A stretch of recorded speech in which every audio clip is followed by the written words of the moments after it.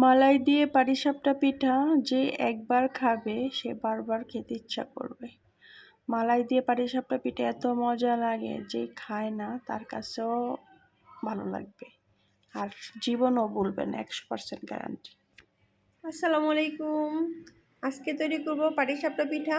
এখানে আছে দুধের সর মানে মালাই, এখানে আছে 1 কাপ ময়দা, গুঁড়া দুধ, এখানে আছে চালের গুঁড়ি, আর এখানে 1 মুঠো চালের গুঁড়ি দিয়ে আমি একটু পানি দিয়ে জাল করে নিয়েছি।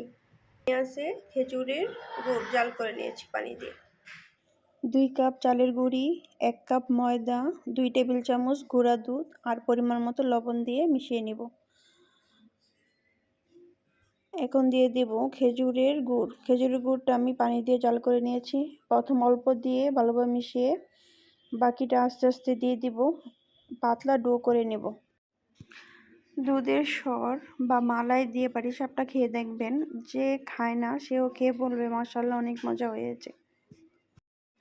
পাটিসাপটা পিঠাটা আমার কাছে খুবই ভালো লাগে, আর সর দিয়ে বা মালাই দিয়ে করলে তো কোনো কথাই না। এরকম একটা পাতলা ডো করে নেবেন। এখন মালাইটা একটু জাল করে নেব। এখানে পরিমাণ মতো চিনি দিয়ে দিয়েছি, অল্প চিনি দিব। অনেকে আবার মিষ্টি পছন্দ করে না।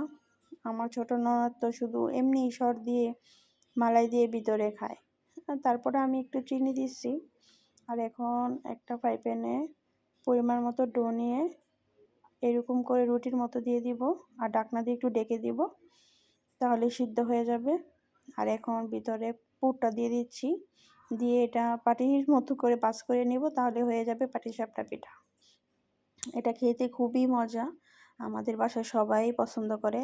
আর শীতকাল মানেই সব ধরনের পিঠা খাওয়া হয় আর ভালো লাগে। শীতকালেই কিন্তু পিঠা অনেক মজা, সবাই কিন্তু শীতকালে খুবই পিঠা খায়।